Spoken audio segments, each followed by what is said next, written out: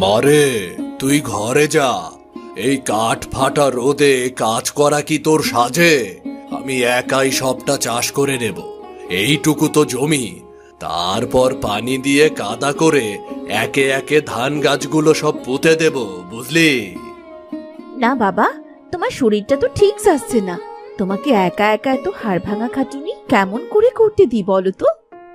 যেদিন তুই জন্মালি মেয়ে হয়েছে বলে সবাই কত কি বলেছিল রে, কিন্তু আজ বুঝতে পারি তুই আমার মেয়ে নোস, তুই তো আমার মা রে। যা মা, ঘরে গিয়ে দুটো রান্না কর, আমি এদিকটা সামলে খেতে আসছি। যা মা। ঠিক আছে বাবা, আমি এখনই যাচ্ছি। তবে তুমি যতটা পারো ততটাই করো, বেশি কাজ করতে যেও না যেন বাবা। ঠিক আছে, তুই যা মা, খিদে খিদে পাচ্ছে, একটু বাদেই আমি খেতে আসবো। জানা মা। মুক্তার বাবা চাষের কাজে মন দেয়। বাবা তো খেতে চাইল, কিন্তু বাবাকে যে কি খেতে দেব?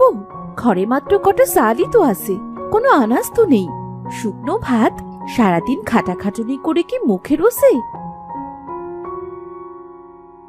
এদিকে মুক্তা জমি থেকে ফেরার পথে পথের ধারে কিছু কচু গাছ দেখতে পায়। আরে বাপরে, কি ভালো কচু হয়েছে! বাবা তো খাট কচু খেতে খুব ভালোবাসে।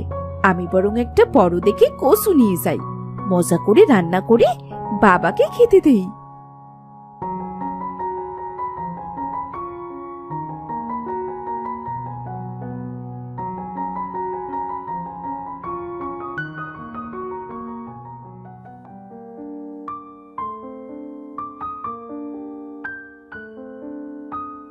রোদ থেকে ফিরে এই ঘরের ছায়ায় যেন আমার চোখ জুড়িয়ে ঘুম আসছে। না না, ঘুমালে চলবে না, আমি বরং বাবার জন্য রান্না চাপাই। চুলায় ভাত বসিয়ে কচু রান্নার ব্যবস্থা করি। বাবা আমার আজ খুব খুশি হবে, মজা করে দুটো ভাত খেতে পারবে। ওদিকে চাষির জমি তৈরি করা শেষ, কিন্তু বিপদ হলো রোদে ধানের চারাগুলো শুকিয়ে কাঠ হয়ে গেছে। হায় হায় রে, এ আমি কি ভুল করলাম! গাছের ছায়া সরে গিয়ে ধানের গাছগুলো শুকিয়ে কাঠ হয়ে গেছে। জমিতে এবার আমি কি চাষ করব? নতুন করে চারা কিনবো সে সাধ্য তো আমার নেই। এখন আমি মেয়ের সামনে কেমন করে দাঁড়াবো? আমি আর ঘরেই ফিরবো না, যেদিকে দু চোখ যায় আমি সেদিকেই চলে যাব। মন খারাপ করে মুক্তার বাবা এক মনে হাঁটতে শুরু করলো।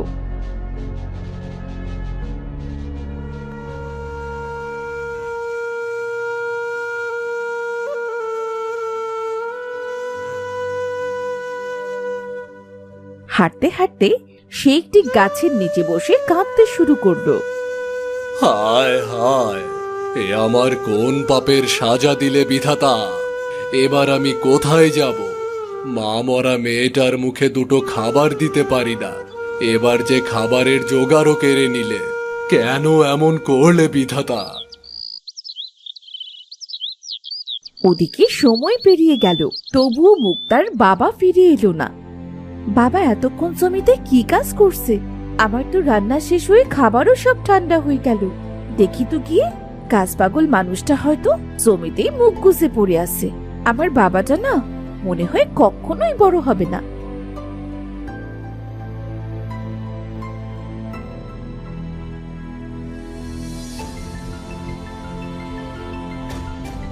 মুক্তা জমিতে এসে দেখলো ওর বাবা কোথাও নেই। বাবা তো জমিতে নেই, তাহলে বাবা গেল কোথায়? আমাকে না বলি তো বাবা কোথাও যাবে না। আশপাশটা বরং একটু খুঁজে দেখি। মুক্তা এদিক ওদিক ওর বাবাকে খুঁজতে শুরু করলো আর ডাকতে শুরু করলো, বাবা, ও বাবা, বাবা তুমি কোথায়? বাবা তুমি শুনছো? বাবা, ও বাবা, বাবা কোথায় তুমি?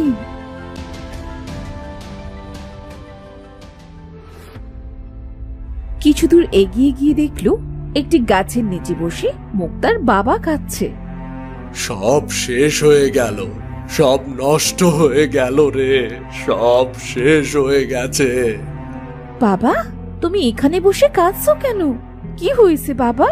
ও বাবা, সেই কখন থেকে তোমার জন্য খাবার নিয়ে বসে অপেক্ষা করছি। আমাকে তুই ক্ষমা করিস মা, আমার ভুলে সব চারা গাছগুলো রোদে শুকিয়ে গেছে। জমি তৈরি, কিন্তু চারা গাছ নেই বলে আমি ধান লাগাতে পারলাম না রে মা। জানি না আসছে বছর কি করে চলবে রে আমাদের। তাই বলে তুমি এমন করে কাঁদবে? আমি জানি আমরা গরিব, তাই বলে একবার চারা গাছ নষ্ট হয়েছে বলে তুমি এভাবে ভেঙে পড়বে? চলো বাবা, ঘরে চলো। গাটি কচুর তরকারি আর গরম ভাত রান্না করেছি, আগে খেয়ে নাও, পরে ভাববো কি করা যায়। এখন চলো তো বাবা। কাটি কচুর তরকারি, আহ কতদিন খাইনি, নাম শুনেই খিদে যেন জেগে উঠল। চল মা, তাড়াতাড়ি স্নান সেরে ঘরে গিয়ে দুটো খাবার খাই, চল না। চলো বাবা।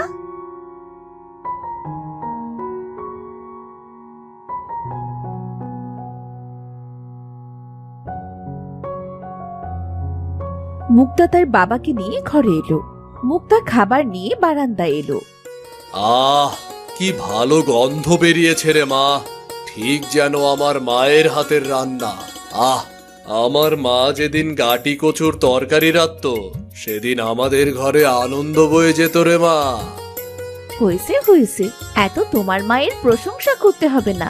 আমার রান্না খেতেও মন্দ নয়, আগে খেয়ে নাও তো দেখি। এ কি রে মা, শুধু আমার খাবার, তুই খাবি না? তুমি আগে পেট ভরে খাও বাবা, তোমাকে আনন্দ করে খেতে দেখলে আমার খুব ভালো লাগে। আর কথা নয়, আগে খাও তো বাবা। আহ, আজ তো আমি মন ভরে প্রাণ ভরে খাবার খাবো। কি ভালো রং হয়েছে তরকারির, দে মা। মুক্তার বাবা তৃপ্তি করে খাবার মুখে দিল। মুক্তা দু চোখ ভরে দেখছিল। এমন সময় কাশতে কাশতে এক বুড়ি এলো ওদের বাড়িতে। কেউ কি বাড়িতে আসো? কেউ কি আমায় একটু সাহায্য করবে? কি হয়েছে দিদা, তোমার কি কিছু লাগবে? আমি দুদিন ধরে কিছু খাইনি রে বুবু, আমায় একটু খাবার দিতে পারবি? খুব খিদে পেয়েছে। আমি এই গ্রামের সব পথ ঘুরে এই বাড়ি ও বাড়ি কত বাড়ি খাবার চাইলাম, কিন্তু কেউ আমায় দুটো খেতে দিল না। খিদের জ্বালাইছে, আমি আর পথ চলতে পারছি না রে।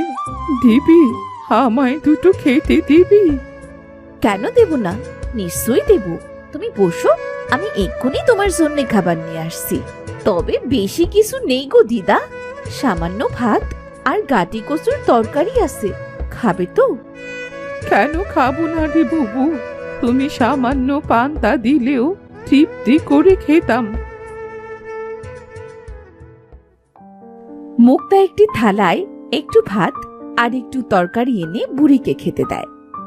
বুড়িও কথা না বাড়িয়ে তৃপ্তি করে খেয়ে নেয়। হয়তো তোমার পুরো পেটটা ভরেনি, কিন্তু আমাদের সামর্থ্য এইটুকুই ছিল।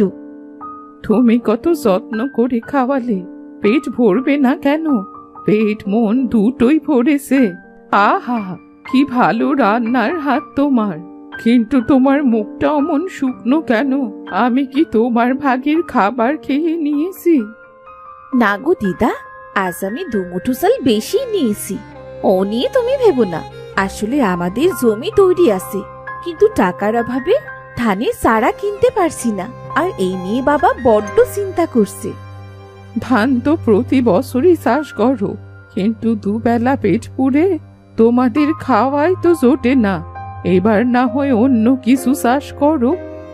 ধান ছাড়া বাবা আর কোনো চাষের কাজই জানে না, তাছাড়া ওই সামান্য একটু জমি, এতে কি বা চাষ করব? তোমার নামের মতো তোমার মনটাও মুক্তোর দানার মতো সাদা। আমি বলি কি, তোমরা এবার জমিতে মুক্তোর চাষ করো। মুক্ত চাষ? কিন্তু সে তো শুনেছি দূর দেশে পানিতে চাষ হয়, পুকুর বা ডোবা কোনো কিছুই তো আমাদের নেই। তাছাড়া দুবেলা খাবারই জুটে না, তারা আবার মুক্তোর বীজ পাবে কোথায়? আমি এক গুপ্ত চাষ জানি বুবু, এই নাও। আমায় খেতে দিয়েছো, এই 5টি মুক্তোর বীজ আমি তোমায় দিলাম, এখনই জমিতে লাগিয়ে দিও। কাল সকালে দেখবে মজা। আজ আমি চলি। কিন্তু এতে কি সত্যিই কাজ হবে? কেমন করে চাষ করব? কিছু তো বলো। এতে কি সার বীজ দিতে হয়? তুমি শুধু গাছটাই লাগাবে, আর বাকিটা আপনি আপনি ফলবে। যে আমাকে খেতে দেয়, মুক্ত চাষ তার হয়। খাবার দাও, মুক্ত নাও। বুড়ি চলে গেল।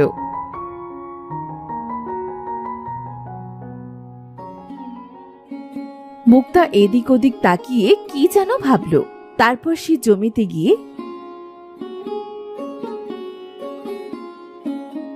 মুক্তোর বীজ লাগিয়ে ঘরে এলো।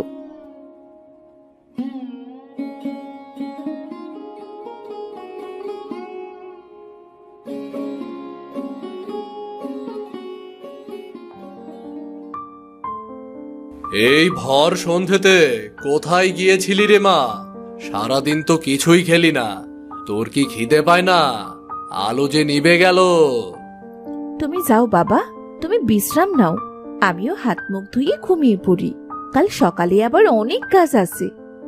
জমিতে কি চাষ করি বল তো মা? কি হবে আমাদের? সেসব কাল ভাববো। তুমি যাও, ঘুমিয়ে পড়ো গে।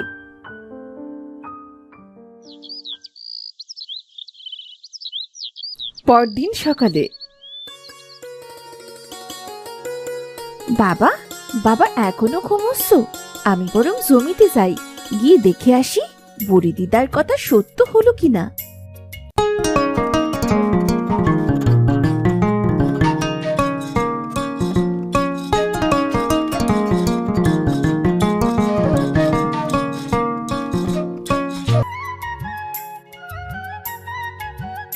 জমিতে এসে মুক্তার চোখ তো কপালে উঠে গেল। 5টি গাছ হয়েছে, আর সব গাছে মুক্তো ধরে আছে সারি সারি। সূর্যের আলোতে মুক্তোগুলো যেন চকচক করছিল। এত মুক্তো! ও মা গো, আমি তো কখনো এত মুক্তো দেখিনি। কেউ দেখে ফেলার আগেই এগুলো তুলে নিয়ে যাই। মুক্তা সব মুক্তো তুলে ঘরে এলো। ওর বাবা বাড়ির উঠোনে দাঁড়িয়ে ছিল। এত সকালে কোথায় গিয়েছিলি মা? জমিতে গিয়েছিলাম বাবা। তুমি এত তাড়াতাড়ি উঠে পড়েছো যে? কাল যা হলো, জমির কথা ভেবে রাতে ভালো ঘুম হয়নি রে মা। আর ভাবতে হবে না বাবা, কাল যে বুড়ি দিদাকে খাবার দিয়েছিলাম না, সে আমায় মুক্তোর বীজ দিয়েছিল। এই দেখোই না, আজ কত মুক্তো পেয়েছি। তুমি বরং বাজারে গিয়ে এগুলো বিক্রি করে এসো বাবা। কি বলিস রে মা? মুক্তো চাষ? আহ, এত মুক্তো তো আমার জীবনেও দেখিনি। আমি এগুলো বাজারে বিক্রি করে আসি। ঠিক আছে বাবা।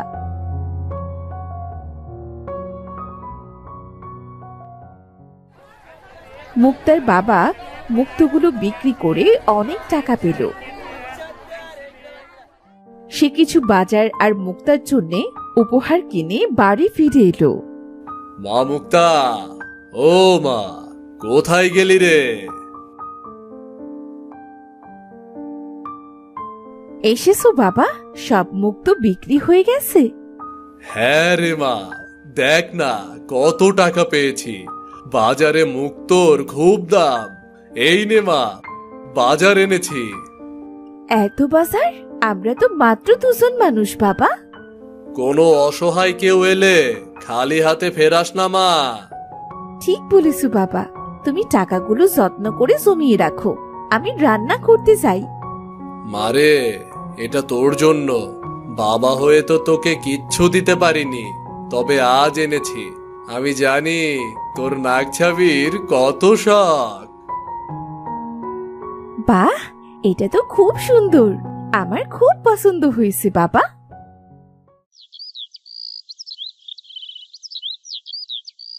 এভাবে প্রতিদিন মুক্তো পেয়ে মুক্তা আর তার বাবা ধনী হয়ে গেল। 1 বছর পর সেই বুড়ি দিদার জন্য আজ আমাদের এত কিছু। এই মুক্তোগুলো দিয়ে সে আমাদের জীবন বদলে দিল, অথচ তারই দুবেলা খাবার জোটে না।